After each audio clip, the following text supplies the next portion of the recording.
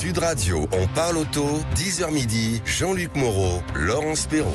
Et nous sommes avec vous tous les samedis matins. Mais quel bonheur ce rendez-vous, quel plaisir d'être en votre compagnie. C'est vraiment quelque chose d'exceptionnel en plus de rencontrer tous les samedis matins l'homme appelé ici le garagiste. Bonjour Jean-Luc Moreau. C'est pas très vendeur, mais bon. Oui, mais si. Parce bonjour que Madame Laurence, bonjour à toutes les auditrices et tous les auditeurs. J'ai les mains un peu plus propres qu'un garagiste. Oui, moi j'aime beaucoup les garagistes, vous savez. Et vous savez, en fait, c'est comme ça qu'on vous surnomme ici, parce que vous savez tellement tout faire, démonter les moteurs, nous parler des voitures, etc. Que c'est pour ça que c'est un joli surnom avec beaucoup de tendresse, étant moi-même d'une famille de garagistes que l'on vous a posé. Alors, on ne va pas parler que de bagnole ce matin. Je vais y aller direct avec Sud Radio. On vous propose à partir de ce matin donc une opération assez incroyable. On va vous offrir de rencontrer Antoine Dupont, oui monsieur, pour 2 personnes, oui monsieur. Et en plus de ça, on va vous offrir de pouvoir gagner le maillot officiel dédicacé by Antoine Dupont. Maillot porté. On espère, nous les filles, on espère que ça sente bien la sueur et tout. Non, j'aime pas ça du tout. Ce qui va se passer, c'est que vous allez entendre un mot de passe pendant l'émission, comme vous avez entendu également ce matin chez Jean-Marie. Et je vais vous donner un indice sur le mot de passe. C'est pratiquement ce dont on parle pendant 2 heures. Oui, mais alors, moi je l'ai votre mot de passe, mais c'est la deuxième partie. Non, mais c'est le nom familier de ce dont on parle. Des totos, quoi. C'est la deuxième partie d'auto, des totos. Voilà, j'ai rien dit. Vous allez sur le site de Sud Radio, ça commence bien ce matin. Il y a Marie, notre réalisatrice, qui est déjà morte de rire. Vous allez sur le site officiel, donc sudradio.fr, et puis vous allez tout simplement répondre. Vous allez trouver la place où il faut répondre le mot de passe. Vous le mettez, et il y aura un tirage au sort, évidemment. Et puis, on vous souhaite à tous de pouvoir gagner la rencontre avec Antoine Dupont qui aura lieu le 23 octobre prochain, et puis ce maillot dédicacé. Voilà. Donc du côté des autos, maintenant aujourd'hui, on parle auto, et il y a on va faire du bruit. On va faire du bruit, on va s'intéresser à la façon de réduire le bruit du trafic routier. Aujourd'hui, vous savez, c'est une source de pollution qui est importante. Sonore, oui, puisque c'est la 2e cause de mortalité. Après la pollution atmosphérique, c'est la pollution sonore. Eh oui, quand on dit ça me porte sur le système, le bruit, c'est exactement ça. Donc on verra quels sont les moyens de réduire le bruit du trafic routier, et on en profitera pour s'intéresser à cette mesure qui a été prise. C'est très local, c'est le périphérique parisien, 50 km/h. Est-ce que c'est efficace comme mesure pour réduire le bruit, puisque c'est ce que dit Madame la maire de Paris.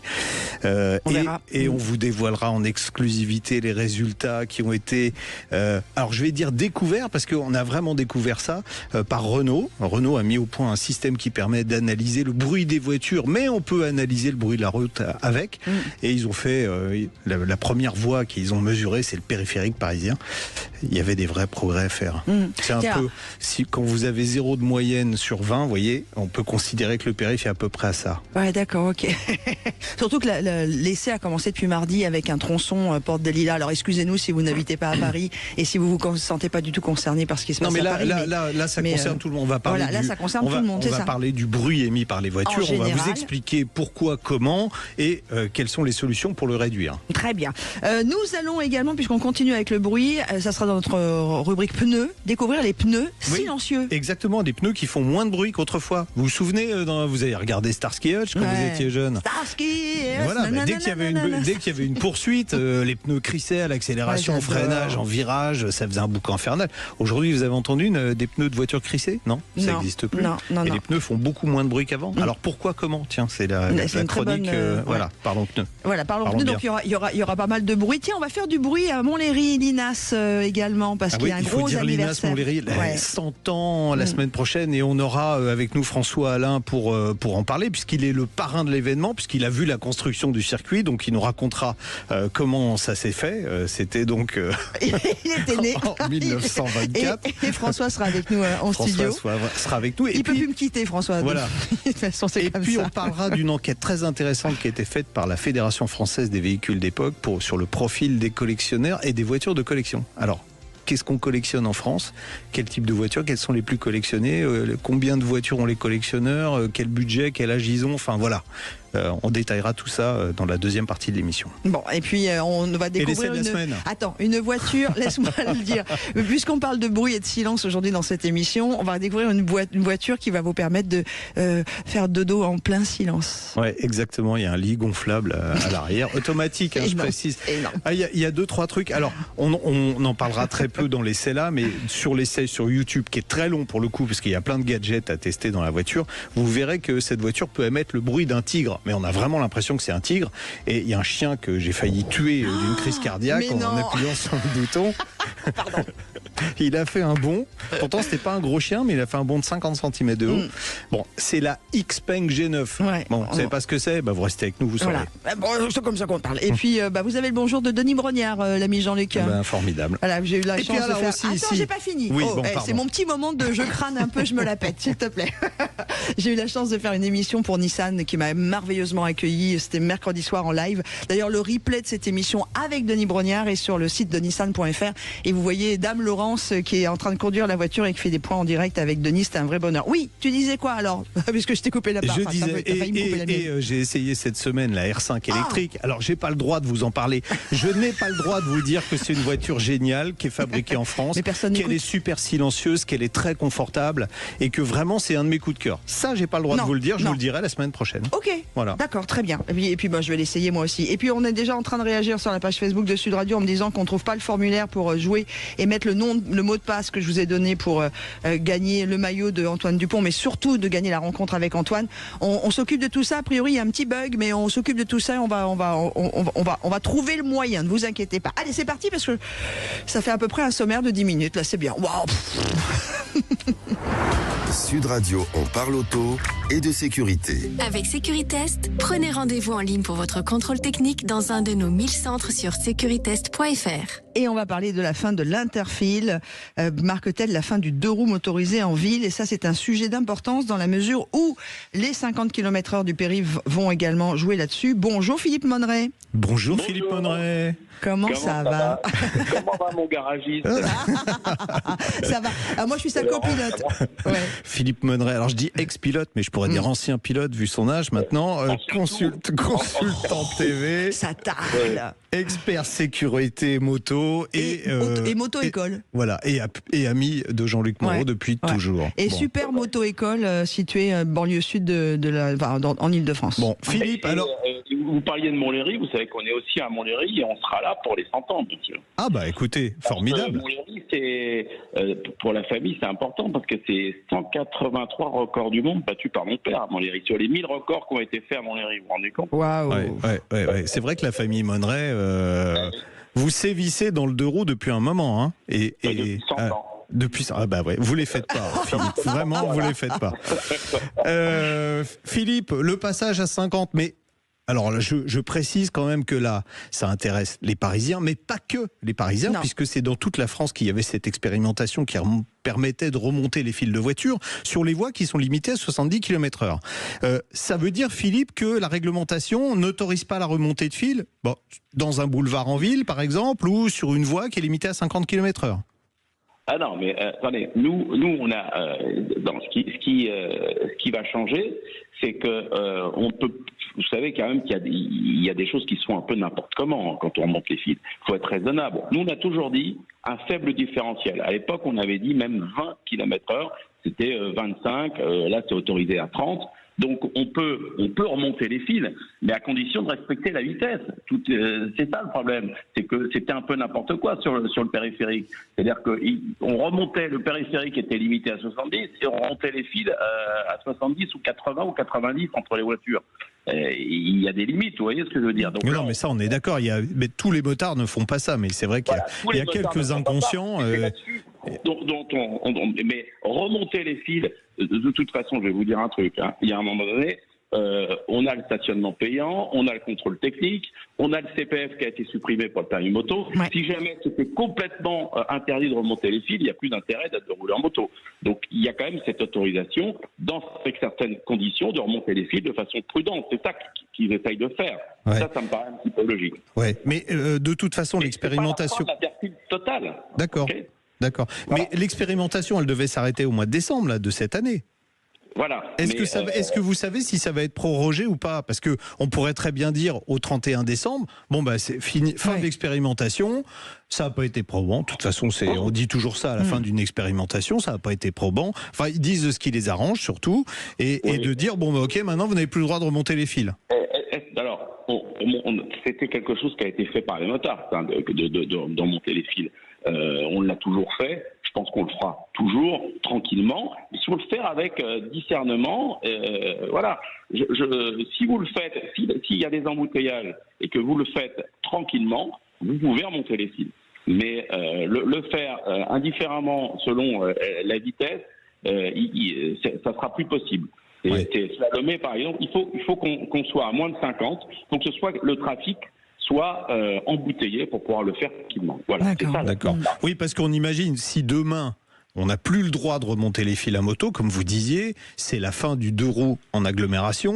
Et la fin du 2 roues en agglomération, ça signifie que tous ceux qui commandent leur pizza là, chez Uber Eats, pour ne pas les nommer, elle sera froide quand elle va arriver, quoi. Non, mais c'est pas ça. C'est que à partir du moment où vous êtes à 70 sur un axe où vous pouvez pas remonter entre les fils, vous restez derrière à la vitesse des autres. En revanche, quand c'est embouteillé, que la vitesse est à la fin, que les voitures sont à l'arrêt, vous pouvez remonter tranquillement votre fil comme vous le faites pendant l'expérimentation. D'accord. Vous êtes en train de nous dire qu'il y aura la tolérance qu'il y avait avant cette expérimentation. Alors, je suis en train de vous dire ce que je pense,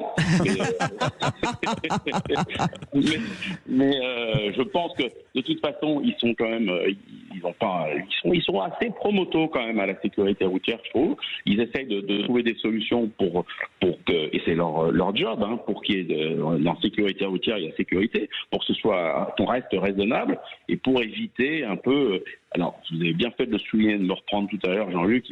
La plupart des motards, c'est des spécialistes de la sécurité routière et ils sont équilibrés. Sauf que y en a qui sont un petit peu barjots pour lutter contre ces motards. Voilà. Bon. Merci Philippe, en tout cas. Écoutez, vous savez quoi, je croise les doigts parce que moi-même je suis motard. Donc j'espère qu'on pourra continuer à circuler en agglomération en 2 roues. Super. Merci beaucoup Philippe Monneret. Merci Philippe. Allez, je vous embrasse tous les deux. Oh, j'adore, merci. Je ne veux pas être oublié dans cette histoire. Je vous embrasse aussi. Tiens, d'ailleurs, j'embrasse tous ceux qui me disent sur la page Facebook de Sud Radio, on n'arrive pas à trouver pour jouer avec le jeu Antoine Dupont. C'est hyper simple. Vous allez sur le site sudradio.fr. Je vous fais Madame Radio Achat là. Vous allez descendre un petit peu, vous allez tomber sur la page d'accueil où vous trouvez notre minois tous les deux. Nous sommes avec des nouvelles photos, tout ça, on est trop beau. Et vous descendez, vous scrollez la page jusqu'en bas. Et là, vous allez trouver le challenge exclusif Rencontrer Antoine Dupont à Toulouse. Vous cliquez dessus. Vous avez une autre page qui s'ouvre avec que Antoine Dupont. Et là, vous me rafraîchissez la page. Oui, c'est vrai que c'est un peu, ça fait un peu compliqué quand même. Oui, mais bon, en même temps, c'est assez simple. C'est juste qu'il faut savoir le chemin à prendre pour l'instant. Et toute l'équipe est en train de faire tout ce qu'il faut pour que ce soit beaucoup plus simple. Mais voilà, il y a eu un petit bug. Donc, vous rafraîchissez la page et là, vous tombez sur, évidemment, le challenge pour rencontrer Antoine et avoir son maillot. Et vous avez en dessous nom et prénom, email, tout ça, mot de passe, date de naissance. Êtes-vous libre le 23 octobre? Parce que si vous n'êtes pas libre, c'est pas la peine de jouer. Et etc. Voilà. Comme ça, j'ai fait un petit point. Un petit point. Bon, allez, on se fait une pause. Et puis, j'aime pas du tout cette phrase. Question d'Alexandre. On fait une pause. Et dans quelques instants, on vous accueille au 0826 300 300. Et juste avant l'essai de la semaine, puisque l'ami Jean-Luc a pris le volant d'une Xpeng G9 Performance, nous allons accueillir Alexandre au 0826 300 300. Vous savez, cette émission est la vôtre. Et je le dis pas avec flagornerie. C'est vraiment comme ça que Jean-Luc et moi, on a pensé cette émission. Vous avez de la place, soit au 0826 300 300, soit directement sur la page Facebook de Sud Radio, soit, et vous êtes nombreux à le faire, et merci, par mail, je participe@sudradio.fr, et vous mettez bien On parle auto dans l'objet. Salut Alexandre. Bonjour Alexandre. Bonjour à vous. Comment ça? Oui, très bien, et vous? Ça va, très bien, merci. Merci Super. d'avoir pris mon appel. Et vous habitez où, vous? Je suis à Toulouse. Oh, on aime bien. Toulouse, avec Antoine Dupont. Exactement. Vous voulez pas jouer pour gagner, Alexandre? La rencontre avec Antoine. Je n'ai pas vu qu'il y avait... Vous allez nous écouter juste après. En même temps, c'est normal que vous n'ayez pas vu, parce que la radio, ça s'écoute surtout. Non, je vous taquine. Allez, on en reparlera dans les 2 heures. On va aborder un sujet qui fâche avec... On vous écoute, Alex. Avec Alexandre. Alors, moi, je suis intéressé par l'évolution du moteur PureTech. Donc, je voulais avoir un peu l'analyse l'analyse de Jean-Luc à ce sujet-là, niveau fiabilité. D'accord. Alors, on en est à la 3e génération du moteur PureTech. La première, c'était 2014. Alors, ce qui est très étonnant, c'est que ce moteur, il a été élu moteur de l'année. Et même quand il est sorti, je le trouvais très bien, parce qu'il n'y avait pas de problème de fiabilité quand il est sorti. Hein. Les problèmes de fiabilité sont apparus après. C'était un excellent moteur. Mais il est miséreux. On va pas rappeler tous les problèmes qu'il a eu, en particulier à cause de la courroie de distribution qui trempait dans l'huile et qui se désagrégeait dans l'huile, ensuite bouchait la crépine et provoquait la casse du moteur, plus la consommation d'huile excessive, plus plein d'autres choses. C'est vraiment la bête à chagrin. Et ce que je ne comprends pas, c'est que Stellantis a continué à l'appeler 1,2 litre PureTech avec cette 3e génération qui a, tenez-vous bien, 70% de pièces nouvelles. Donc c'est pratiquement un nouveau moteur. Voilà. Oui. Alors maintenant, ils viennent de changer, ça y est. Ils sont dit au marketing, oui tiens, c'est peut-être pas une bonne idée de l'appeler 1,2 litre PureTech. Ils ont pris du temps. Voilà, et donc ils viennent de changer le nom. Enfin, depuis le mois de septembre. Vous imaginez, il y a 1 an qu'il est commercialisé, le nouveau moteur avec la chaîne, et ils viennent simplement de changer le nom. Alors qu'est-ce qui change sur ce moteur ? Je viens de le dire, en premier, il y a une chaîne de distribution. En plus, comme il est disponible désormais avec une micro-hybridation, même si Stellantis n'aime pas qu'on dise micro-hybridation en 48 volts. Il y a des pièces sur le volant moteur qui ont été changées. L'injection est complètement différente. On a une injection à 350 bars puisque le moteur peut fonctionner. Alors attention, en cycle Miller. Laurence, c'est quoi le cycle Miller, hein? Ça fait beaucoup de temps. Ça fait beaucoup de temps, le 1000 heures. Oui, non, mais c'est presque ça, en fait. C'est presque ça. Parce qu'on a une course de détente et une course de compression qui sont différentes, ce qui permet d'accroître le rendement moteur et de diminuer la consommation. Voilà, je vous l'ai fait court, mais un jour, on se penchera un peu plus sur ça. Et après, cet homme-là va se demander pourquoi on l'appelle le garagiste. Voilà, et il y aura une interro écrite à la fin. Donc, ils ont changé tout ce qui provoquait la consommation d'huile sur l'ancien moteur. Normalement, les problèmes doivent être résolus sur ce nouveau moteur PureTech. Il est en commercialisation, je vous l'ai dit, depuis 1 an. Moi, je l'avais essayé pour la première fois sur le 3008 ancienne génération. Il était sorti donc avec ce moteur PureTech, avec une hybridation 48 volts. A priori, il y a beaucoup moins, évidemment, de panne que sur l'ancienne génération, mais de là à dire qu'il est parfaitement fiable, peut-être pas tout à fait, parce que on s'est rendu compte qu'il pouvait y avoir quelques petits soucis sur le déphaseur d'Arbracam. Il y a une électrovanne de pompe à huile à changer, enfin voilà. Mais c'est des petites maladies de jeunesse qui sont beaucoup moins graves que des problèmes qui étaient réellement liés à la conception de l'ancien moteur. Parce que c'est ça, vous pouvez pas dire sur l'ancien PureTech, vous pouvez pas dire oui, un petit souci, on va le régler par une mise à jour. Non, non.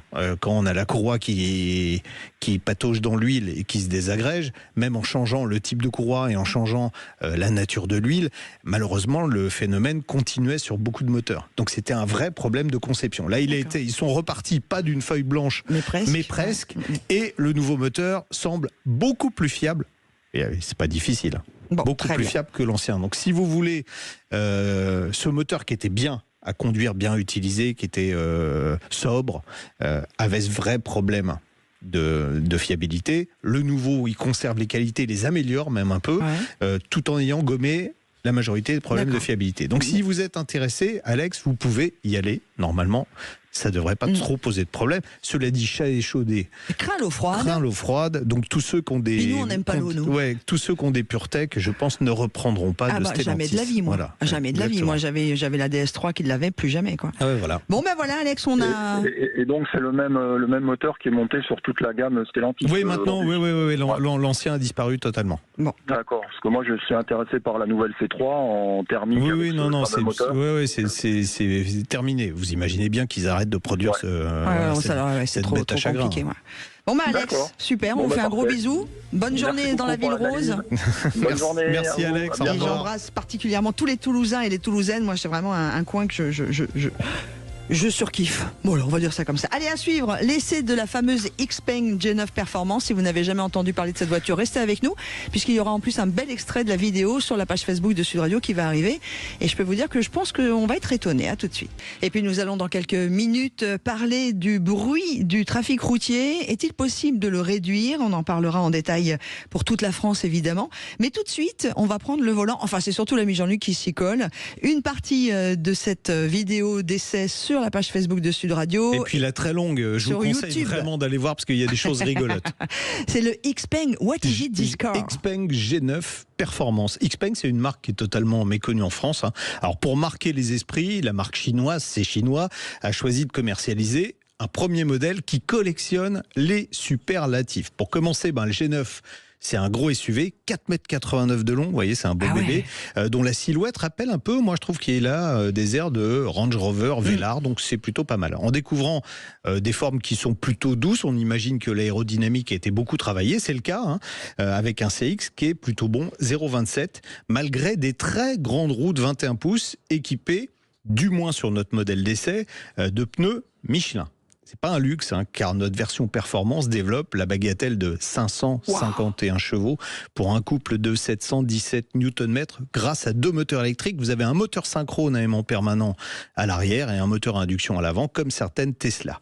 Du coffre, on n'en manque pas non plus pour les bagages, avec une contenance de 660 litres et même 1575 litres une fois les dossiers rabattus électriquement. D'ailleurs, vous allez voir, quand on ouvre le coffre, pour ceux qui ont la vidéo, il y a un truc bizarre. Ouais, un truc bizarre, c'est un matelas qui se gonfle électriquement, ça replie les sièges électriquement. Enfin bref, si vous avez des autostoppeuses qui sont fatiguées, vous pourrez leur faire une sieste à l'arrière. Si vous-même vous avez besoin de faire une sieste parce que vous faites beaucoup de route, s'il vous plaît. Bon, mais l'espace le plus surprenant se trouve aux places arrière. Il y a non seulement beaucoup de place, mais le G9 fait surtout oublier les préjugés qu'on peut avoir sur les voitures chinoises en matière de présentation intérieure, de finition ou d'équipement. Vous avez des sièges arrière chauffants qui se règlent électriquement dans tous les sens avec fonction massage, un toit panoramique vitré qui est livré en série quelle que soit la finition, et notre modèle d'essai dispose en option d'une sellerie en cuir Nappa qui n'a rien à envier aux plus prestigieuses productions européennes. Le cuir habille même la planche de bord. C'est un pack premium qui vaut 3 990 €, ce qui peut paraître cher, mais qui inclut en plus du cuir,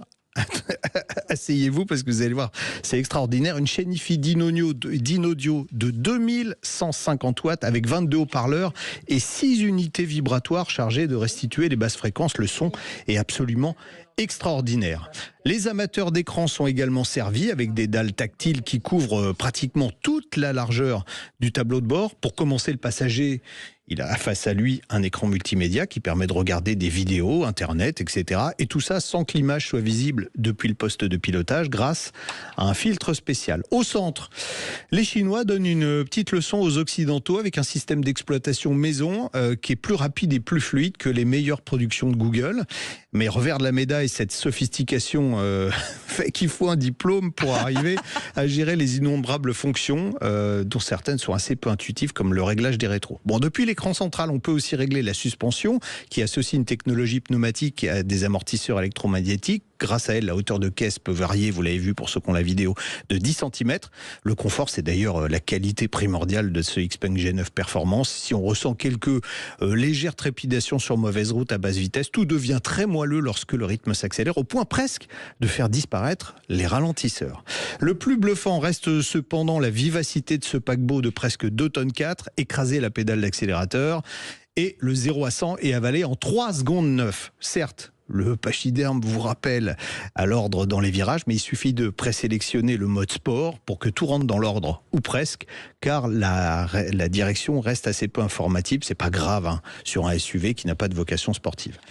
Ce Xpeng G9 n'a donc pas peur des virages, pas plus que de l'autoroute d'ailleurs. Il y brille déjà par un silence, on parlera tout à l'heure de silence, mais ça c'est une des voitures les plus silencieuses du marché, puis par une consommation assez maîtrisée compte tenu de son gabarit et de sa puissance, 25 kWh aux 100 km à 130 km/h. Durant notre essai, nous avons même fait mieux que la consommation normalisée WLTP avec une conso de 19,8 kWh au 100 de moyenne. Ça veut dire qu'avec l'énorme batterie de 93,1 kWh de capacité, on peut couvrir jusqu'à 500 km. Cerise sur le gâteau, l'architecture 800 volts de cet accumulateur permet de refaire le plein ultra rapidement. La puissance de charge maximum en courant continu dépasse 300 kW, ce qui permet de faire une recharge de 10 à 80% en 20 minutes seulement. Malheureusement, ce Xpeng G9 fait payer ses caractéristiques remarquables un peu cher. Cette version performance coûte 73 990 €. C'est une dizaine de milliers d'euros de plus qu'un Tesla Y approchant. Pourquoi je dis approchant ? Parce que le Tesla est beaucoup moins bien construit que ce Xpeng. Il est certes plus performant, mais le Xpeng est plus agréable à vivre au quotidien. Donc, les Chinois, là, me font, je vous le dis honnêtement, un peu peur, parce que si on a peu de chances de voir un G9 dans la rue, il y a un modèle G6 un peu plus petit qui arrive, et lui, il risque malheureusement de causer du tort aux constructeurs occidentaux. Rappelez-moi le prix, là ? 73 990 €. Ok. Vu le niveau de performance, de confort et d'équipement, c'est pas monstrueux, quoi. Et pourquoi du coup vous n'avez pas mis dans la vidéo ? On la retrouve sur la vidéo YouTube. Oui, parce qu'on n'a pas le bruit. Oui, ouais, parce que dans la vidéo là, on peut pas avoir le son. Mais vous le verrez dans la grande vidéo. Vous pouvez programmer des sons depuis l'ordinateur de bord. Alors vous avez le bruit traditionnel qui indique aux passants que vous arrivez. Mais s'ils réagissent pas, vous pouvez programmer un rugissement de tigre. Et pour le coup, on a vraiment l'impression qu'il y a un tigre, et quand je l'ai fait, il y avait un chien qui traversait, il a fait un bond de 50 cm de haut, le chien. Pauvre. Oh chouchou. Voilà. Vous allez vous faire gronder par les défenses des animaux. Et puis il y a l'histoire du matelas. Oui, il y a le matelas qu'on peut... Pareil, vous le verrez dans la vidéo. On le voit dans la vidéo YouTube. Voilà, on n'en dit pas plus. Rendez-vous sur la vidéo totale YouTube sur ce Xpeng. Vous avez l'air d'être totalement sous le charme. J'avoue que moi aussi, quand même. Oui, c'est pas sous le charme. C'est pas une voiture que j'achèterais, mais c'est vrai que bien foutu, de rouler avec ça, on se dit il y a des trucs sympas quand même. Ouais, et la chaîne hi-fi, un truc incroyable. De dingue. Voilà, moi qui suis sensible au son et pas simplement à Véronique. Transition toute trouvée, vous êtes sensible au son, on va parler de bruit justement. Pas tout de suite si vous le voulez bien, on fait une pause et puis on en parle après parce qu'il faut que je me remette de ce Xpeng. Et puis on va parler effectivement de réduire le bruit du trafic routier. Et là il y a beaucoup de gens que ça intéresse, dont moi. Et puis vous le savez, votre émission est la vôtre, vous pouvez nous appeler, vous avez besoin de changer de voiture, rendez-vous juste avant midi pour avoir les conseils de l'ami Jean-Luc. Et puis on continuera de parler aussi de pneus dans l'heure qui va arriver. On va continuer aussi on va parler de l'univers du véhicule de collection, on va parler des 100 ans du fameux circuit Linas Montlhéry. Bref, c'est une belle émission, c'est la vôtre, vous êtes nombreux avec nous sur Sud Radio et sur la page Facebook. Continuez de réagir avec beaucoup de respect les uns avec les autres, ce serait super cool, tiens d'ailleurs. Allez, à tout de suite, là on y va.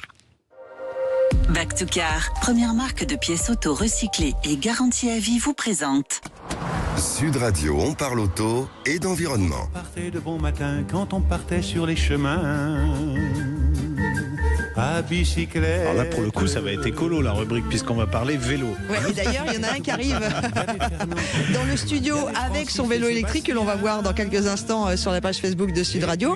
Voilà, le vélo est rangé, j'allais dire garé, mais on peut pas dire. Voilà, le vélo est là, très bien. C'est quoi ce beau vélo ? Bonjour Olivier Blond. Bonjour Olivier Blond. Alors on va mettre le micro d'Olivier et mettez le casque. Voilà. C'est pas le bon casque, mais ça ira. Non, on devrait. Est-ce que vous entendez bien, Olivier ? Bon, super. Comment ça va ? Bonjour Olivier.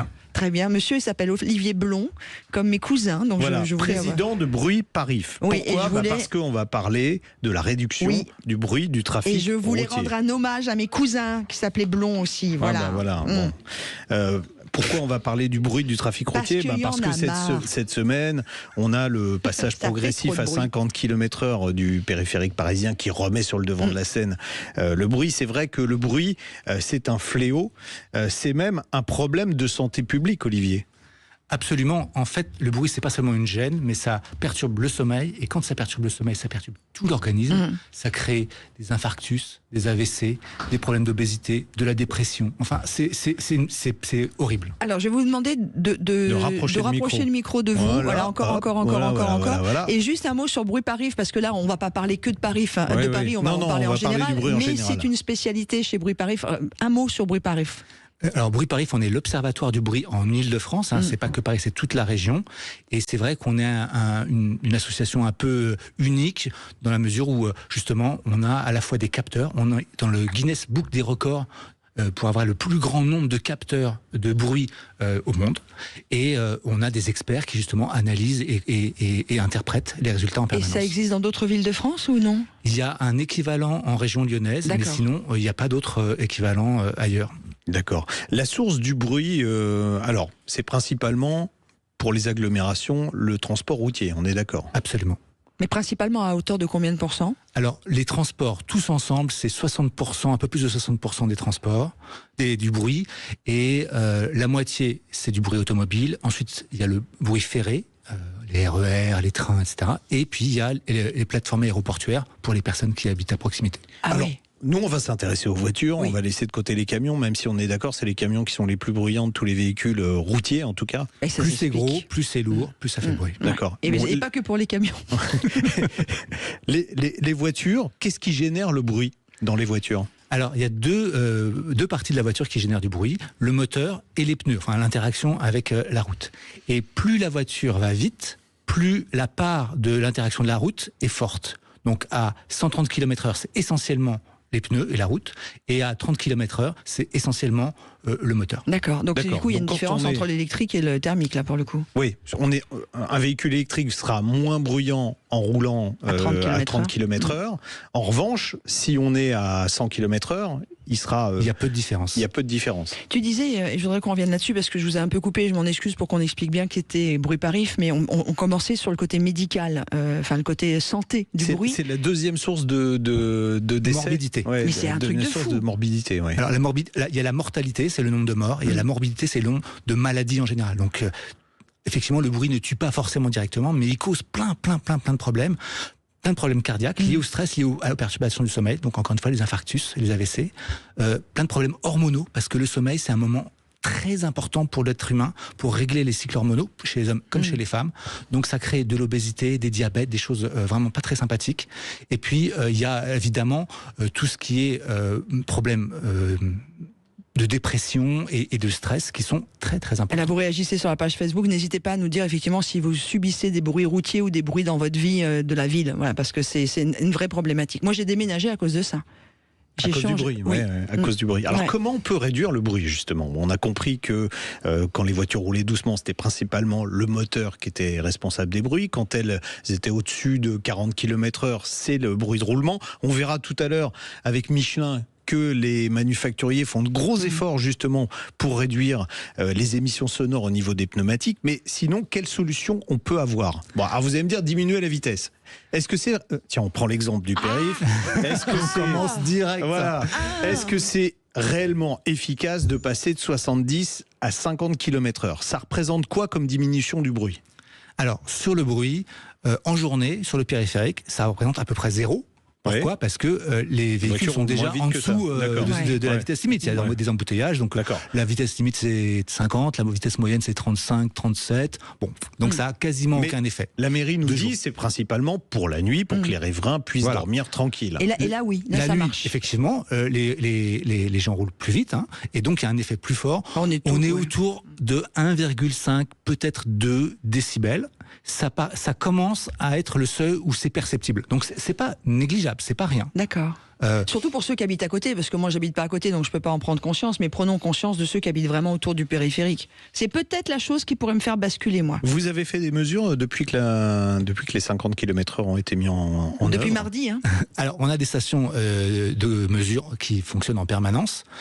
Donc on commence à avoir des données. Il faut un petit peu de temps pour justement aussi voir la mise en place totale, parce qu'elle n'est pas encore complète. Mais surtout, on a fait des petits calculs. Parce que donc réduire la vitesse de nuit, ça permet donc d'économiser 1,5 ou 2 décibels, mais il y a d'autres solutions, notamment changer le revêtement. Et en fait, le revêtement, si on change, il peut enlever 6 à 8 décibels. Alors là, on va faire un beaucoup plus important. Et en plus, ça marche la journée. Donc on est contre les 50 km/h de Madame Hidalgo sur le périphérique. C'était pas la meilleure solution. Alors, on va faire une petite parenthèse parce qu'on parle de décibels. Il y a plein de gens là, ils sont un petit peu largués. On va préciser que les décibels, c'est une échelle logarithmique et qu'entre 1 et 3, la pression acoustique, elle double, on est d'accord. Donc, quand vous dites on va diminuer de 1,5 décibels à peu près la nuit en passant la vitesse de 70 à 50, c'est la limite de ce que peut percevoir l'oreille humaine. En revanche, si on améliore et qu'on met un revêtement phonique, on diminue de combien ? Alors, ça dépend de la vitesse moyenne. Sur l'autoroute, par exemple, on a fait une expérience à La Haye-les-Roses. Autoroute, je crois, 14 voies. C'est la 10 à 6. Ça a diminué de 8 décibels. C'est-à-dire pratiquement 3 fois moins. de bruit. C'est divisé avec... par 5. Ah oui, c'est un truc énorme. de dingue. Oui, et les gens, ils étaient fous de joie. Ils disaient, enfin, on peut ouvrir nos fenêtres. Enfin, Alors, on peut prendre le petit déjeuner dans le jardin. Ce qu'il était impossible de faire auparavant. La seule différence, et je suis totalement d'accord avec le revêtement, mais c'est le coût. Aujourd'hui, la France va mal en termes de budget. Il est plus facile et moins cher de faire mettre baisser un panneau, à 50 km/h que de faire... on vient de refaire les revêtements du côté de chez moi sur la 86. Même quand tu roules, c'est impressionnant la différence de son de la voiture. Mais le problème, c'est le budget. Olivier Blond de Air Parif. Alors, nos calculs, nos évaluations, c'est un peu moins, entre 0,5 et 1 million d'euros le kilomètre. Le périphérique fait 35 km, mais la totalité n'est pas en extérieur. Évidemment, quand c'est dans un tunnel, ça sert à rien. Oui, ça sert à rien. Ouais. Donc, il faudrait aller 20 millions. La région Île-de-France propose d'en payer la moitié, ça fait 10 millions. Ouais. 10 millions sur un budget de 10 milliards pour la ville de Paris. Ouais, on est d'accord. Aller sur 2 ans, 5 millions par an. S'ils ne sont pas capables de faire ça, je ne vois pas à quoi servent les collectivités publiques. Alors, Olivier... Et puis ça pourrait marcher à Bordeaux, à Toulouse, etc. Ça peut marcher partout. Mais bon, alors il y a un autre facteur qui est très important. J'étais avec les gens de Renault cette semaine. J'ai essayé l'R5 électrique. J'ai pas le droit de vous dire que je l'ai trouvé très bien. Mais...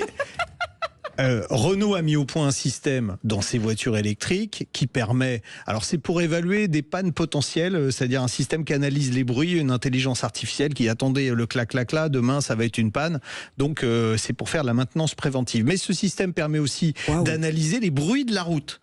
Or, Renault, avec des Méganitech qui sont équipés, a mesuré le périphérique tous les 2 mètres, le périphérique parisien, et les résultats, vous me les avez envoyés.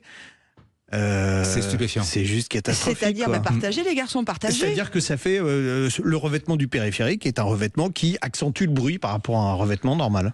En fait, un revêtement routier, il faut l'entretenir. Ça semble logique. Et malheureusement, je pense pour des raisons financières, ça n'a pas été bien fait ou pas fait du tout sur le périphérique. Aujourd'hui, le revêtement est tellement mauvais qu'en fait, ça génère du bruit supplémentaire. Okay. Et on est à plus 5 ou voire encore plus. Renault dit de 1 à 10 le bruit.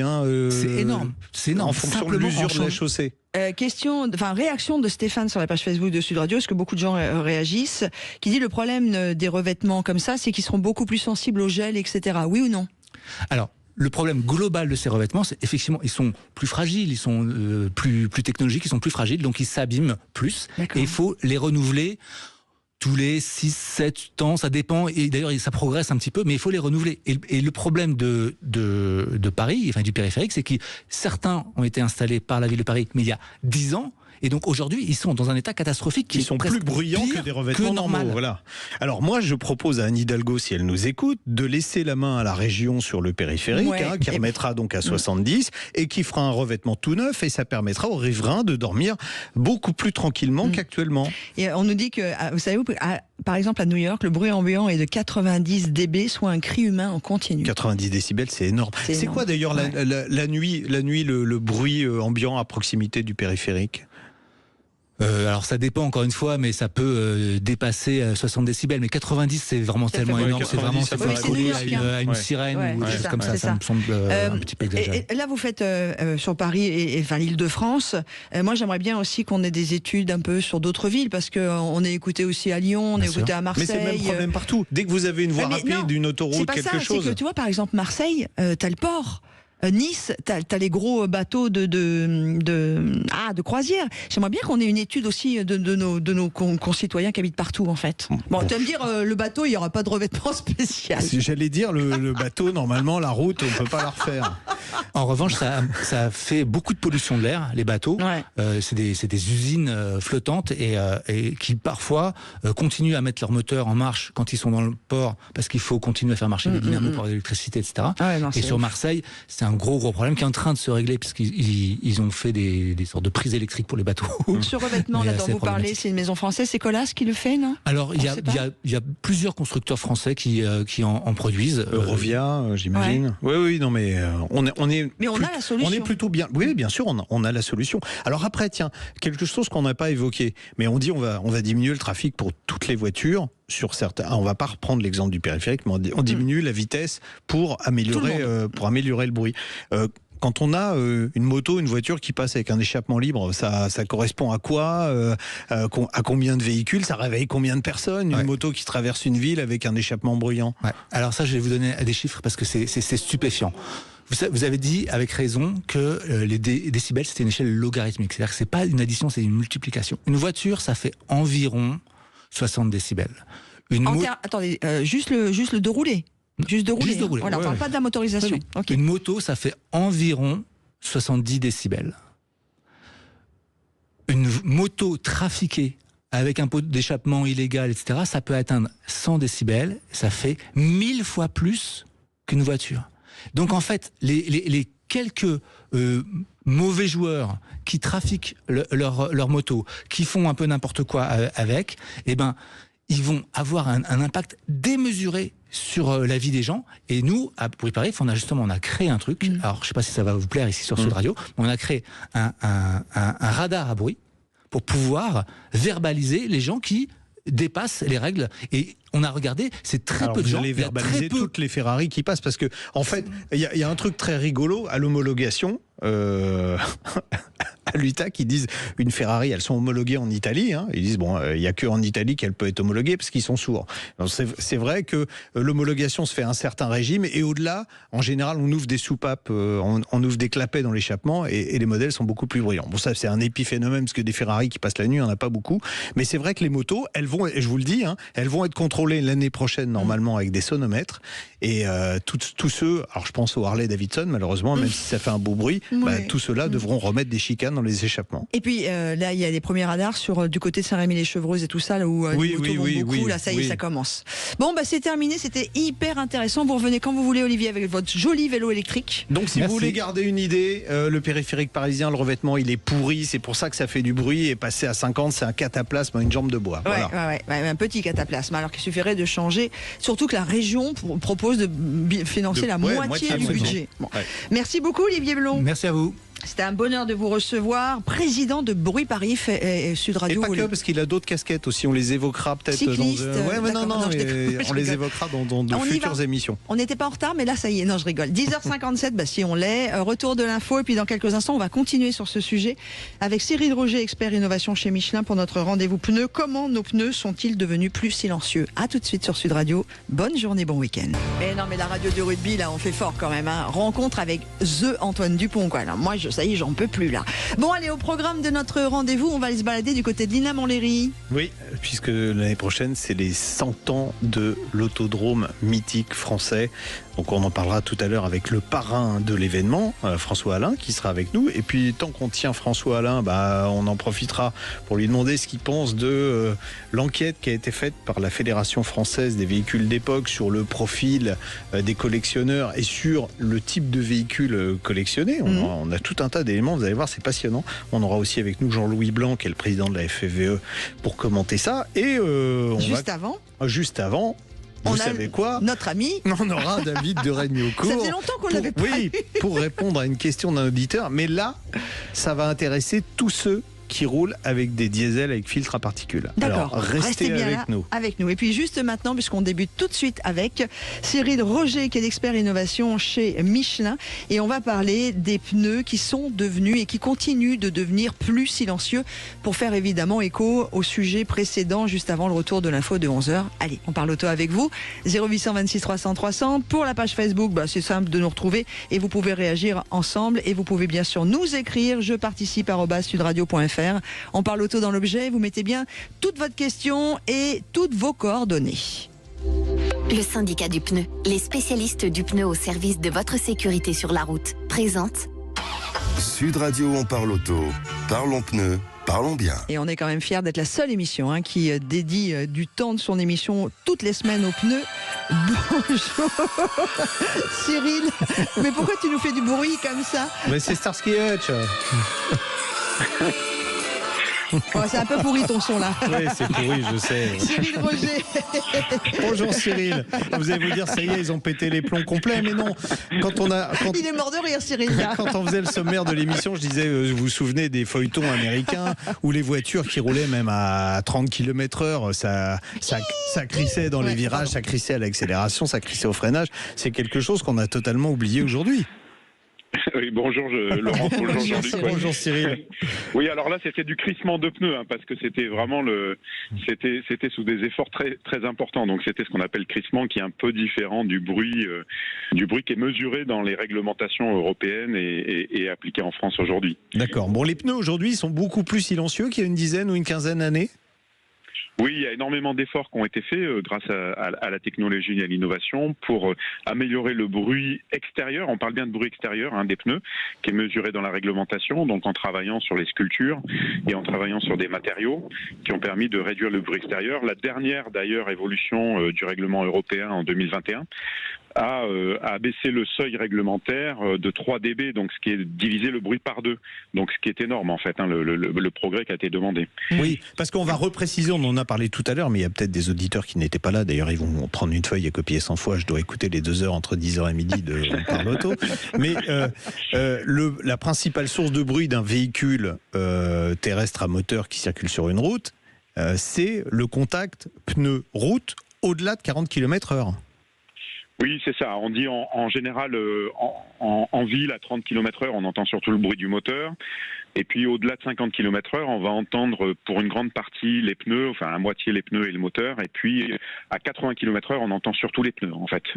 Donc c'est pour ça que les tests réglementaires sont faits à 80 km/h, parce que là c'est vraiment le bruit des pneus qu'on entend sur la chaussée. Alors test réglementaire, d'ailleurs, quand vous achetez des pneus neufs, normalement il y a une petite étiquette dessus qui vous indique le niveau de bruit extérieur du pneumatique.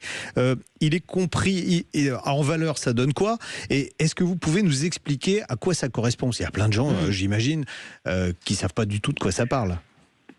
Alors d'abord, effectivement, le bruit du pneu. Alors le pneu crée un bruit sur la chaussée parce qu'en fait, on a des sculptures. Vous voyez le dessin du pneu avec des sillons, des lamelles, etc. en fonction du type d'application. Et ces dessins vont créer un impact sur la chaussée à chaque fois que les dessins rentrent en contact avec la chaussée, sur les aspérités de la chaussée. Et ça crée du bruit. Puis on a aussi ces sillons qui créent un bruit un petit peu comme une trompette. Vous venez compresser l'air entre le pneu et la chaussée, et un petit peu comme en dessous dans une trompette, vous créez un bruit. Voilà, c'est un instrument avant finalement le pneu. Et donc ce bruit extérieur, il est mesuré réglementairement à 80 km/h et on fait des mesures sur piste. Et en fonction de la taille du pneu, donc c'est entre à partir de 185 jusqu'à plus de 285, on a des seuils réglementaires qui évoluent. Donc le plus bas, c'est 68 décibels. Et le plus haut, ça va être 72 décibels pour les pneus un petit peu plus larges. Donc on a intérêt à avoir des pneus le plus étroits possible sur les voitures pour faire le moins de bruit possible. C'est ça, les pneus étroits aujourd'hui génèrent moins de bruit, interaction bruit-chaussée, que les pneus beaucoup plus larges. D'ailleurs, j'ai pas le droit de vous en parler, mais la nouvelle R5 électrique, elle a des roues de 18 pouces avec des pneus de 195 de large, donc qui sont beaucoup moins larges que d'autres voitures électriques. Juste depuis le début de cette émission, vous dites j'ai pas le droit de vous en parler. Pourquoi ? Parce qu'il y a ce qu'on appelle un release qui a été décidé lundi prochain, voilà. Le problème, c'est que certains journalistes ont déjà eu le droit de parler de la voiture. Donc, bon. Dis donc, c'est quoi ce délire ? Et puis, je vais même vous dire, c'est un secret de Polichinelle, puisque la voiture, vous pouvez aller l'essayer chez les concessionnaires. Donc, n'importe qui peut se faire son idée. J'ai même un ami à moi qui en a acheté 3 hier. Il est allé essayer la voiture. Alors là, c'est pas moi qui parle. Il est allé essayer la voiture. Il a dit, oh, elle est géniale, j'en ai commandé 3. C'est pas moi qui parle. Et c'était pour sa société, évidemment. Et ce sont des pneus quoi dessus ? Alors c'est du Continental. C'est pas. Désolé, Cyril. C'est pas du Michelin. Oui, Cyril, vous nous avez dit c'est un instrument avant le pneumatique. Mais ça veut dire que en fonction du dessin de la bande de roulement, on a plus ou moins de bruit. Exactement. D'ailleurs, le pneu idéal, si jamais il pleuvait jamais, ce serait d'avoir une route très lisse avec un pneu comme un pneu de compétition qui n'a pas de sculpture. Et ce pneu-là, il ferait pas de bruit du tout, puisqu'il n'y aurait pas de sillon, donc pas de vent, et puis pas de choc en fait de ces arêtes. Voilà, sur la route. Donc en fait, on n'aurait pas de bruit du tout généré par le pneu. Bon, mais malheureusement, comme il pleut, on est obligé d'avoir des dessins de sculpture pour évacuer l'eau et des sillons. Et c'est ça qui crée en fait une interaction entre le pneu et la route. Quand on a des pneus directionnels, qu'on les met à l'envers, ça fait plus de bruit ? Ça dépend de la façon dont le pneu a été dessiné, en général un petit peu, oui. Ouais. D'accord. Et les sculptures, elles sont régulières sur un pneumatique? Parce qu'on a l'impression, en fait, on se dit, voilà, quand on regarde un pneu, on se dit, ok, ils ont fait des traits dans le sens de la longueur, et puis ils ont fait des zigzags de l'autre côté. Ils sont tous pareils? Non, en fait, on a des logiciels. Alors, ça dépend des manufacturiers de pneus. Nous, on a des logiciels, dont un qui a un nom un petit peu romantique, qui s'appelle Piano, qui permet de répartir en fait les largeurs de ces sculptures tout autour du pneu, de façon à essayer de ne pas créer un effet ce qu'on appelle de sirénement. Hein. Vous savez, si les sirènes de pompiers qu'il y avait dans le temps où on tournait la manivelle et puis en fait on créait un sirénement. C'est exactement ce qui se passerait sur un pneu si tous les blocs de sculpture avaient exactement la même largeur. Ah oui, donc ils n'ont pas des largeurs équivalentes. Voilà. Tout ça pour en arriver à est-ce qu'un pneu premium, alors on connaît la réponse quand on pose la question, mais est-ce qu'un pneu premium est plus silencieux qu'un pneu premier prix ? Alors, vous savez que le pneu, c'est toujours une affaire de balance de performance entre plein de performances, l'usure, l'adhérence sur sol sec, sur route mouillée, éventuellement sur neige si vous avez un cas de saison, le bruit. Et bien sûr, quand on a un pneu premium, on a beaucoup plus d'innovation. Et donc, ça nous permet effectivement d'améliorer à la fois le bruit, tout en maintenant ou améliorant le reste des performances. Donc, effectivement, on va avoir des pneus qui seront un meilleur équilibre de performance entre toutes ces performances-là. Bien, vous avez prononcé le mot 4 saisons. Entre un pneu été, un pneu 4 saisons et un pneu hiver, le moins bruyant c'est lequel ? Le plus bruyant c'est lequel ? En général, c'est le pneu été. On va dire de façon générale, parce qu'un pneu été, il a moins de petites lamelles. Et ce nombre de petites lamelles qui permet l'adhérence sur la neige, c'est l'effet ce qu'on appelle griffe, pour essayer d'accrocher la neige et la glace.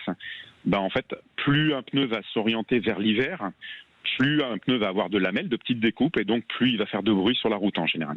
D'accord.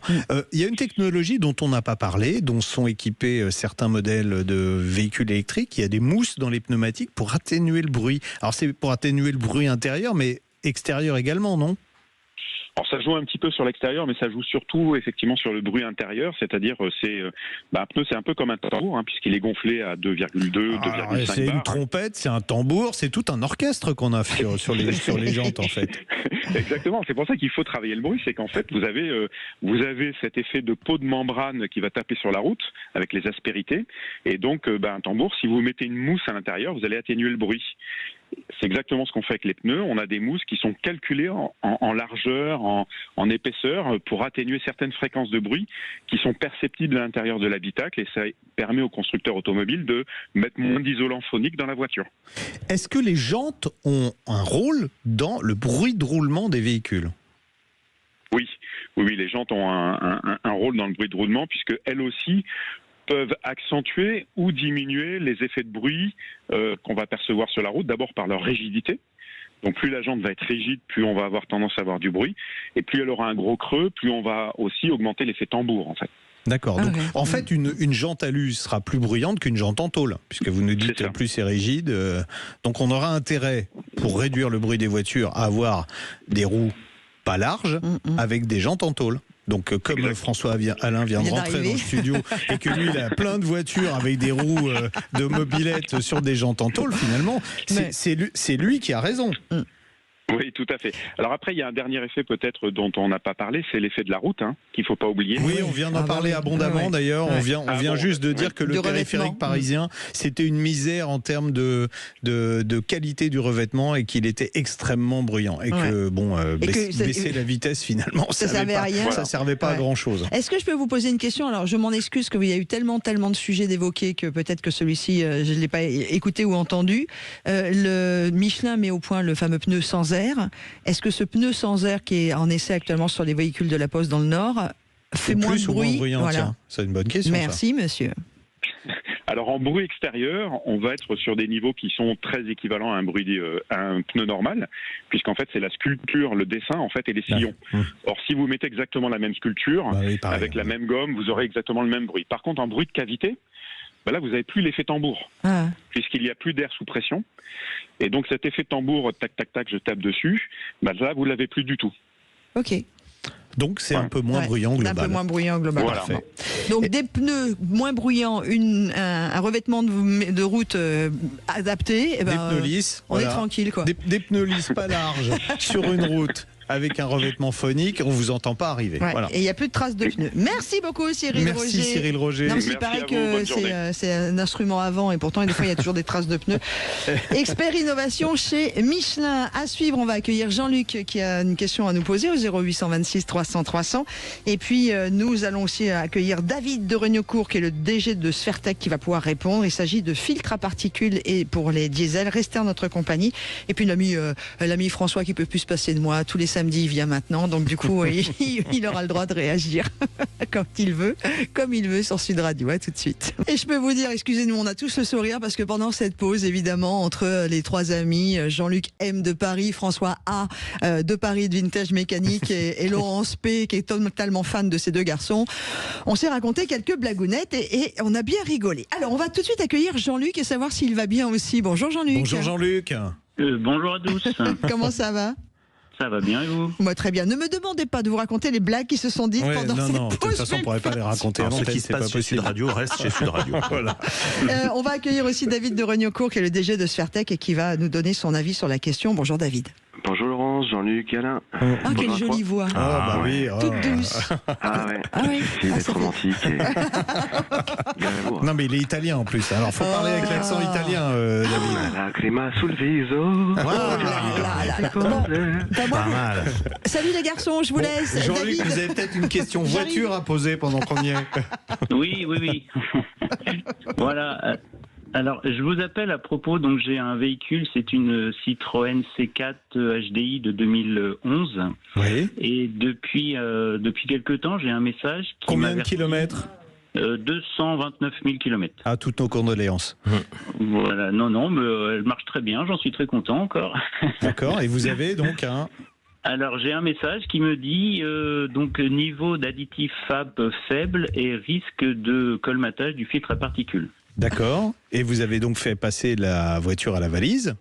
Exactement, et donc le verdict est tombé, on me dit filtre à particules colmaté à 100%, et puis divers paramètres aussi qui apparemment sont pas très bons. D'accord, donnez-les nous parce que c'est important pour l'analyse de maître David. Voilà. Alors, de mémoire, donc filtre à particules encrassé à 100%.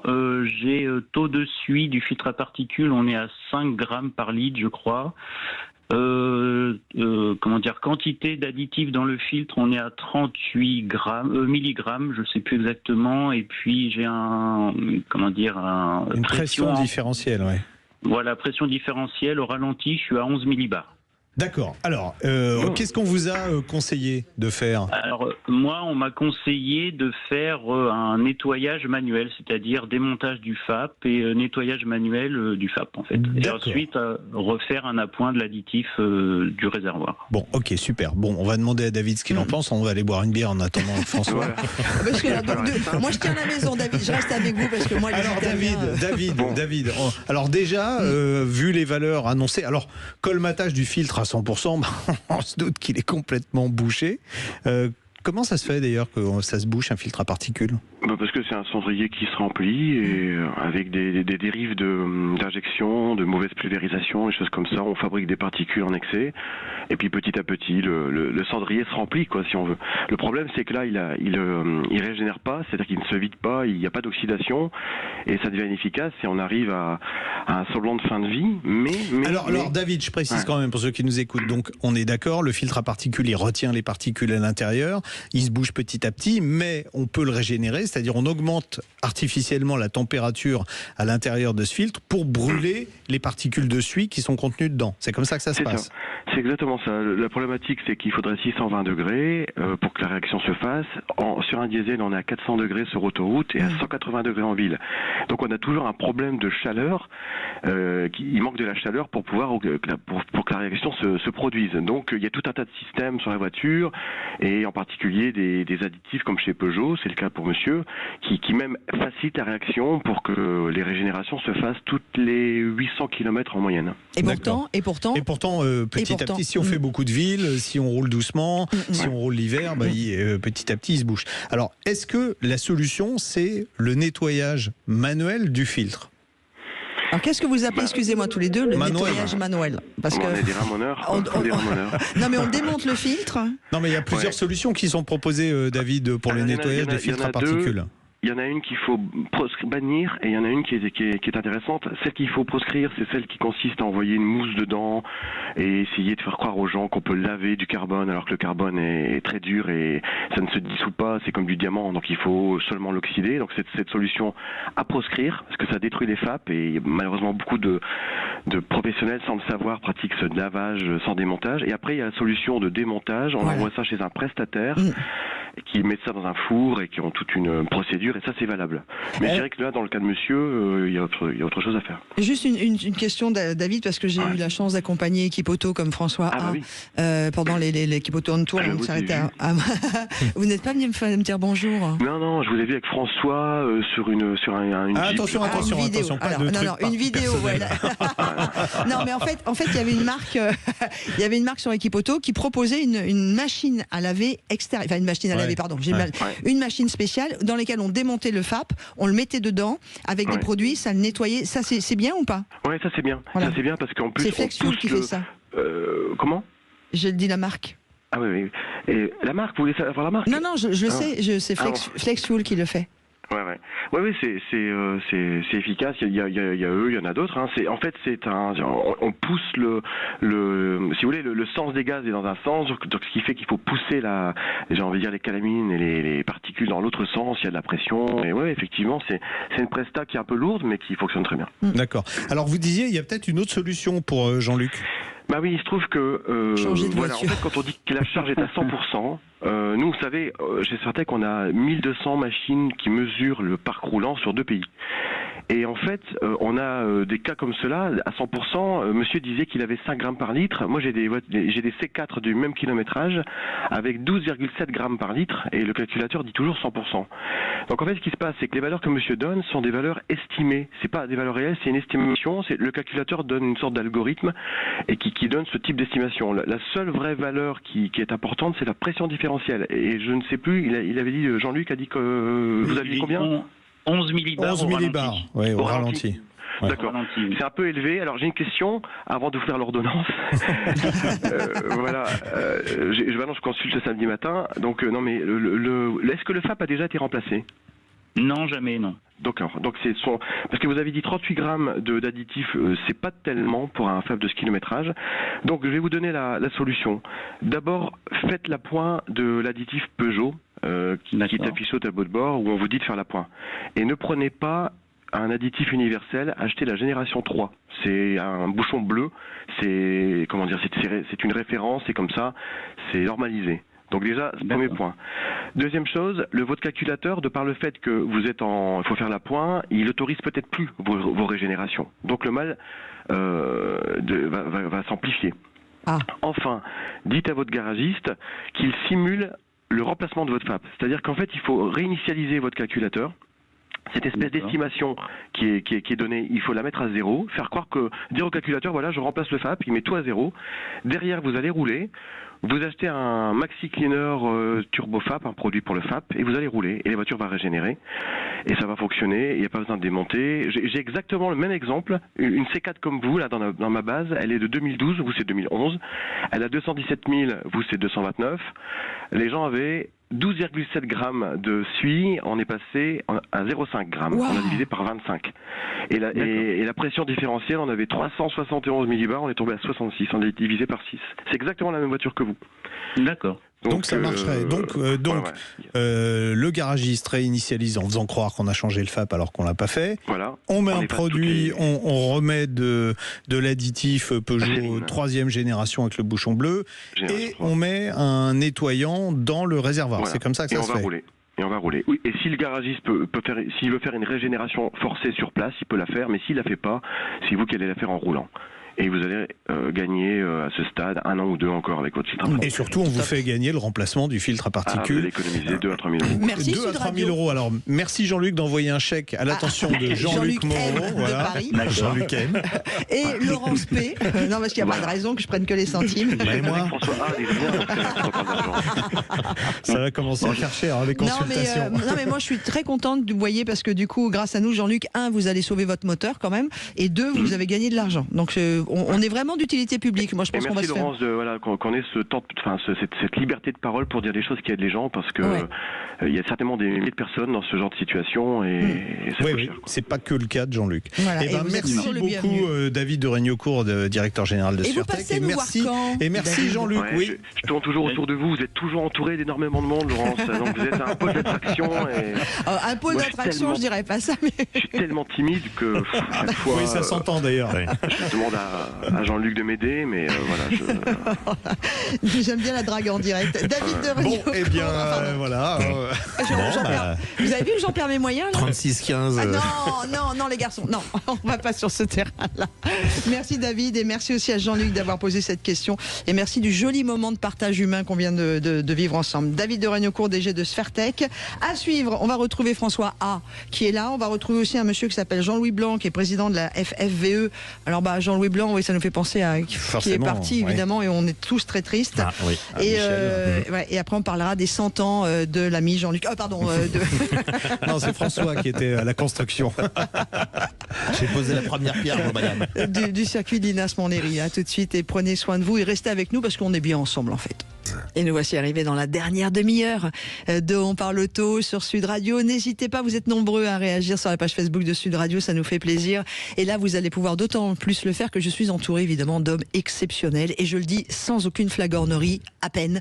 Jean-Luc M de Paris, qui vous retrouvez tous les samedis matins. C'est dommage le à peine, ça partait bien. C'est clair.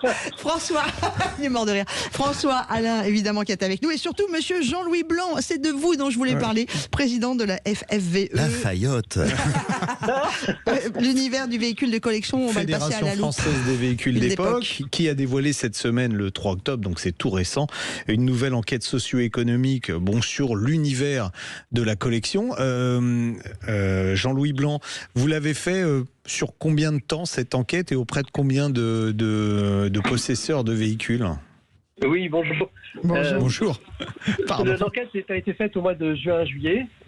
Nous avons enquêté sur nos adhérents partout. Nous avons reçu, tenez-vous bien, 12 200 réponses. Waouh! Ce qui est énorme. Ouais. Et voilà. Et ce qui donne à nos résultats une fiabilité à 0,5% près, d'après les instituts de sondage. Voilà. On ferait bien de faire pareil quand on fait des sondages sur les intentions de vote politique. Alors, je vais faire un message directement pour Cédric sur la page Facebook de Sud Radio. Nous allons aussi parler des Youngtimers dans cette demi-heure. Cédric. Oui, voilà. Il est très demandeur des Youngtimers, Cédric de Facebook. D'accord. Donc des données donc très détaillées sur combien de véhicules ? Ça correspond au total 42 700 véhicules. Donc c'est vraiment c'est une fiabilité totale. Et il y a également, à part les adhérents individuels, il y a 280 clubs qui ont répondu et 270 entreprises. Donc ça montre que la fédération rassemble vraiment tout le secteur des véhicules anciens et que c'est un secteur extrêmement, c'est un monde très très convivial et concentré, quoi. Tout le monde se connaît, tout le monde a la même passion et vit pour elle. Voilà. Justement, Jean-Louis, ce qui est important, c'est que moi j'ai évidemment épluché avec passion ce sondage et ça va répondre à la question de notre petit camarade par téléphone tout à l'heure. Il y a quand même 13,5% des réponses qui sont adressées par des possesseurs de Youngtimers, justement. Donc ça, c'est un très bon signe. Ça veut dire que les jeunes s'intéressent aussi à la voiture ancienne. Oui.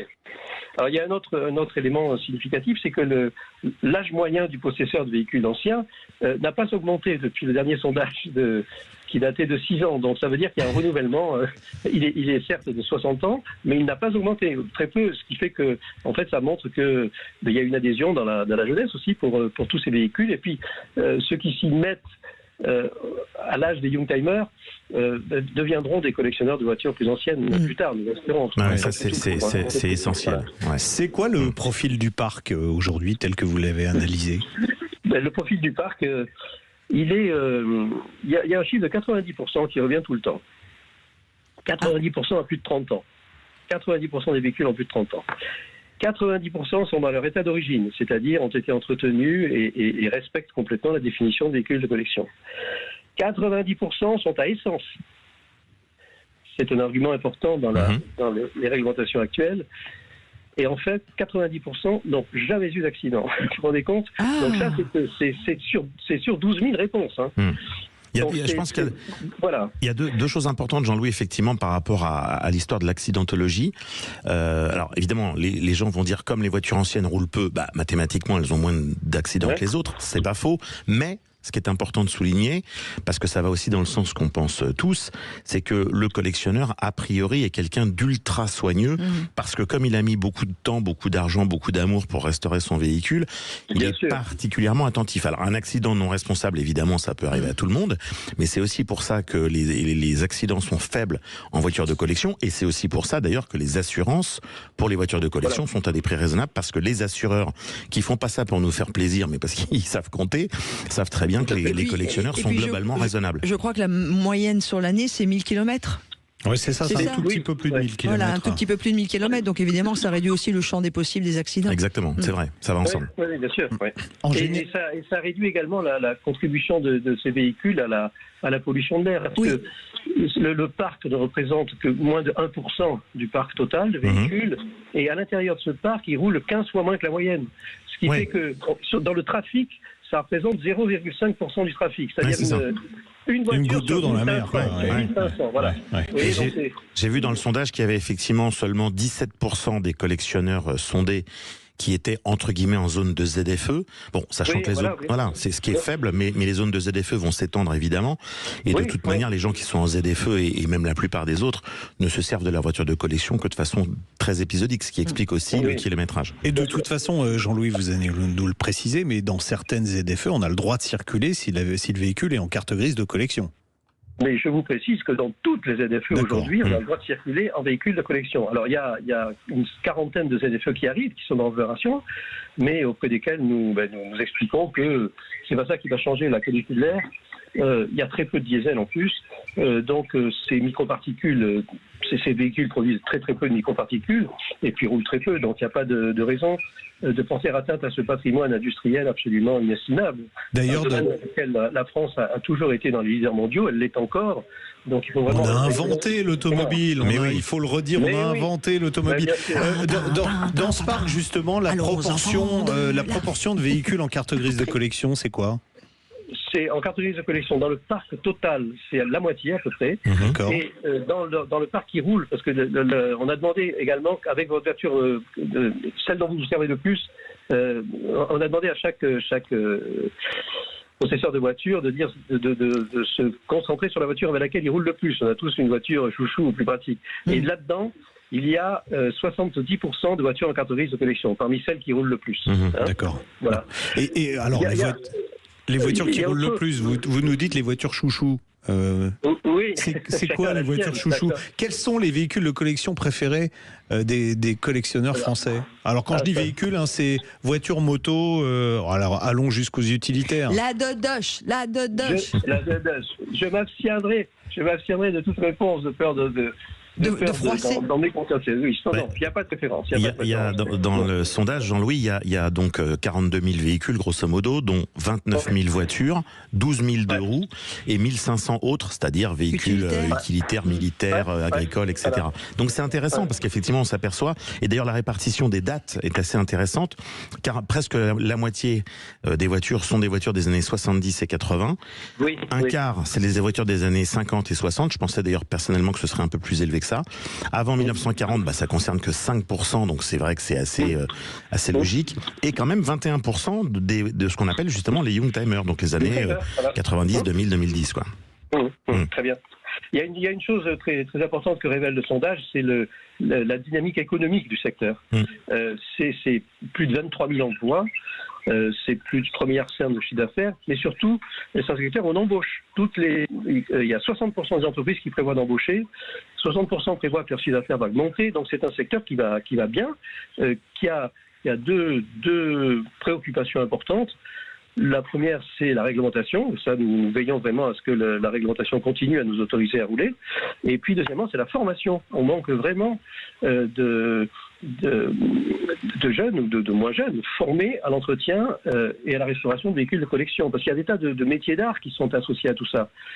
il y a certes la carrosserie, la tôlerie, mais il y a la sellerie, il y a l'électricité, il y a la peinture, c'est toute une série de métiers. Toute une économie et un savoir-faire. Oui. Ouais. Et je confirme, parce que moi j'étais la semaine dernière avec nos amis du Garac, et donc ils continuent à augmenter le nombre d'élèves par promotion. Le Garac, voilà, on va expliquer pour nos amis qui nous écoutent, c'est une école spécialisée. C'est pas que un lycée d'ailleurs. Ils font des tas de diplômes. Diplôme d'ingénieur. Voilà, on peut aller jusqu'au diplôme d'ingénieur, et donc ils forment les métiers, notamment de l'automobile au sens large, mais notamment avec des formations aujourd'hui qui sont revenues au goût du jour depuis 6-7 ans sur la carrosserie voiture ancienne, la mécanique voiture ancienne. Donc ils ont de plus en plus de jeunes qui sont inscrits.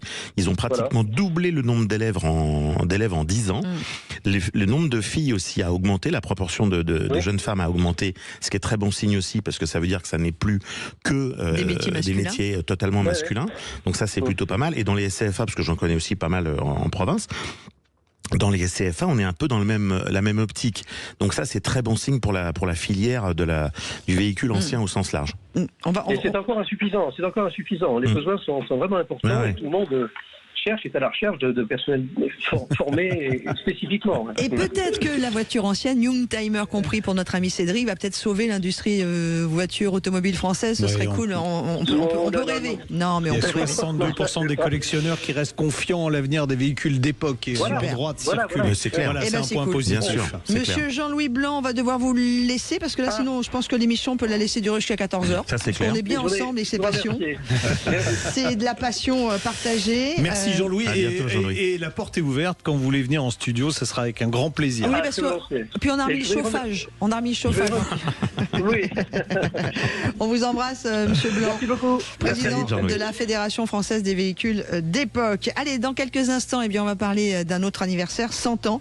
Alors, ça, à quelques semaines près, l'ami Jean-Luc et l'ami François, mais c'est pas d'eux dont on va parler, mais du circuit Linas Montlhéry, qui va fêter son centenaire. À tout de suite. Et c'est un festival dont on va vous parler pour conclure notre rendez-vous. Oh, merci les garçons, mais c'est pas encore maintenant. Alors moi, c'est le 9 novembre. Moi, c'est le 9 novembre. Vous pourrez refaire ça. On va fêter les 100 ans, puis je n'ai pas 100 ans. Il y aura 100 bougies aussi. L'ami Jean-Luc. Ça sera 100 bougies, mais SANS. Mais quoi 100 bougies quoi SANS. Ah oui. Voilà. CNES. SANS. 100 bougies. Oui, c'est pas grave, laisse tomber. Non, là, je l'ai pas. Posez-le par terre. Aucune bougie, voilà. Ah, SANS sans bougie. Sans bougie. Oui. Non, parce que du coup, quand on va parler de l'UTAC, on va parler de tout ça, je me dis avec les acronymes, il y a un truc que je n'ai pas, SANS, je ne l'ai pas compris. Voilà. Ceux qui nous rejoignent, vous inquiétez pas, vous n'êtes pas sur la radio qui a un petit truc en plus. Vous êtes bien sur Sud Radio et on parle auto. On a un truc en plus quand même. En plus. On va parler du centenaire de l'autodrome de Linas Montlhéry. Oui, et c'est bien de dire Linas Montlhéry. D'ailleurs, on ne dit pas Linas, on dit Lina. On dit Lina Montlhéry. Et Montlhéry, pour l'écrire, il faut avoir en mémoire que c'est un mont, c'est le mont Léry. C'est donc le mont Léry. M-O-N-T et ensuite L-H, parce qu'on ne sait jamais comment l'écrire. Oui, c'est pas Mons Léry. Voilà, il y avait un château là-haut. Bon, on peut peut-être parler de la voiture maintenant aussi, non? Parce qu'en fait, ce circuit, il est majoritairement sur la commune de Lina. Il a été construit en 1924. Et c'est exactement là. Et vous vous en souvenez? En septembre. Absolument, on y était à l'inauguration. Et d'ailleurs, l'inauguration était réellement en octobre de 1924. Donc on est totalement raccord. Voilà, je tiens à le préciser. Sérieux, la semaine prochaine, l'UTAC, parce que ça appartient à l'UTAC aujourd'hui, organise le festival du centenaire. Union technique des automobiles, je sais plus. C'est celui qui accrédite. Ça doit être ça. C'est le système, c'est la structure qui accrédite tout ce qui se passe dans le monde de la voiture. Les homologations, les essais, plein de choses. Et puis il y a plein de magazines automobiles et de marques automobiles qui font depuis des décennies leurs essais toute la semaine. Là, ça sert la semaine et le week-end de temps en temps des petites manifestations sympathiques auto ou moto. Donc la semaine prochaine, le 12 et 13, le festival la grande fête du centenaire. On va y voir quoi, François? Alors, la grande fête du centenaire, donc c'est sur 2 jours, c'est samedi et dimanche. Il y a plein de choses à faire. Bon, il y aura évidemment des tas de stands, des clubs, des marchands de pièces, enfin plein de choses. Et il y aura surtout 8 plateaux différents qui vont tourner et samedi matin et samedi après-midi, dimanche matin et dimanche après-midi, Donc il y a un plateau d'avant-guerre évidemment, donc c'est 1924 forcément jusqu'à 1939. Alors qui tourne sur quel circuit? Alors sur l'anneau de vitesse. Voilà, sur l'anneau de vitesse. Donc c'est de la parade, parce qu'il est plus homologué évidemment. Mais course, hein. Non, c'est pas une course, c'est de la parade, mais c'est très sympa. C'est vraiment une expérience à vivre parce que ce circuit de Montlhéry qui avait été construit par monsieur Alexandre Lamblin, qui est mort malheureusement en 1933, donc il n'a pas vu la suite de ce qui allait se passer chez lui. Il est d'ailleurs mort ruiné comme beaucoup de passionnés. Bon bref, et c'est ce monsieur un peu visionnaire qui n'était pas de l'automobile d'ailleurs, qui était un industriel, a voulu créer ce circuit parce qu'il y a quelques circuits dans le monde comparables. Il y en a un en Espagne, il y en a un aux États-Unis, il y en a un en Angleterre évidemment. Donc ce circuit qui est quand même mythique, sur lequel il s'est passé un nombre de records extraordinaires, va servir ce week-end, enfin le week-end prochain, pour cette espèce de grande fête de l'automobile et de la moto, parce qu'il y a 2 plateaux moto. Un plateau moto pour les motos d'avant 1970 et un plateau moto pour les motos des années 70 à 90. Il y aura aussi donc un plateau 50s, 60s. Bon, ça c'est assez logique parce que ça constitue beaucoup de véhicules qui roulent actuellement en collection. Un plateau 70s. Un plateau 1000 km de Paris, ça c'est super parce que c'est la reconstitution des fameux 1000 km de Paris qui avait lieu au circuit de Montlhéry pendant très longtemps.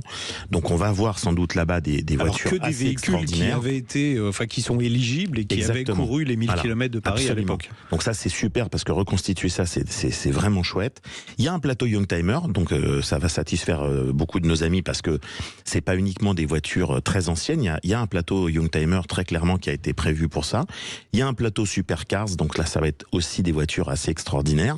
Et puis surtout, on va avoir évidemment la venue d'un certain nombre de personnalités, de pilotes, de célébrités qui ont participé à tout ce qui a pu avoir lieu à Montlhéry. Alors je vous le donne, c'est pas une liste exhaustive, hein. Bien sûr il y a Henri Pescarolo, Jean-Claude Andreuil, Jürgen Barth, Alain Serpaggi, Bernard Darniche, Jean Ragnotti, Gérard Larousse, enfin bref. François Alain. Oui, moi je ne suis pas pilote, je suis conducteur du dimanche moi.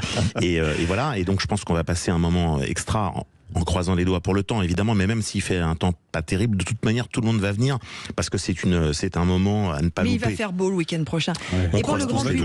Et pour le grand François, public. Juste avant, François, quand vous dites les plateaux, moi j'y vais avec ma voiture, je peux rouler sur les fameux plateaux? Alors, il faut s'inscrire, bien évidemment. Est-ce qu'il reste des places? Alors, les places, il faut voir encore sur le site s'il y en a pour certaines catégories. Alors, ce qui est bien, c'est que, évidemment, les tarifs sont assez variants, c'est-à-dire qu'on peut venir en simple spectateur. Donc, il faut préciser, par exemple, que pour les enfants, c'est gratuit. Pour les adolescents, ça commence à partir de 10 € parce que la volonté, c'est aussi de pousser les jeunes à venir s'imprégner de cette ambiance, de cette odeur de la voiture et de la moto ancienne. Ensuite, pour les adultes, c'est 30 €.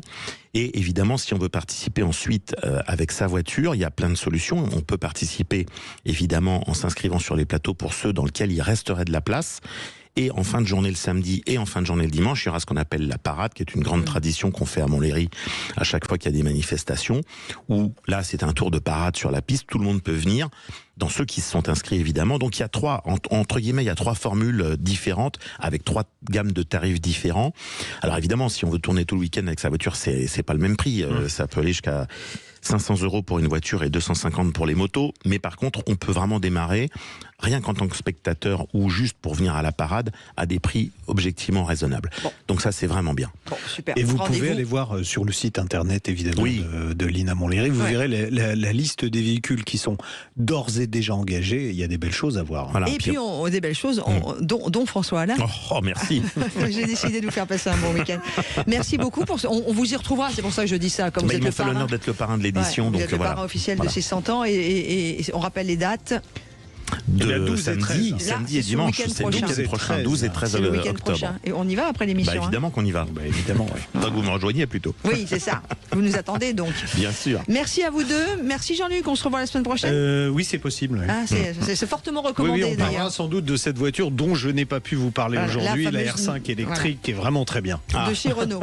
Et que je suis très jalouse de ne pas l'avoir essayé. L'ami Jean-François, on se retrouve à Montlhéry la semaine prochaine. Avec grand plaisir, vous êtes les bienvenus. L'INA Montlhéry. Merci à Marie d'avoir réalisé cette émission. Merci à Aude d'avoir été au standard. Merci à vous tous d'avoir été avec nous, ou par la voix des ondes, ou par la voix de Facebook.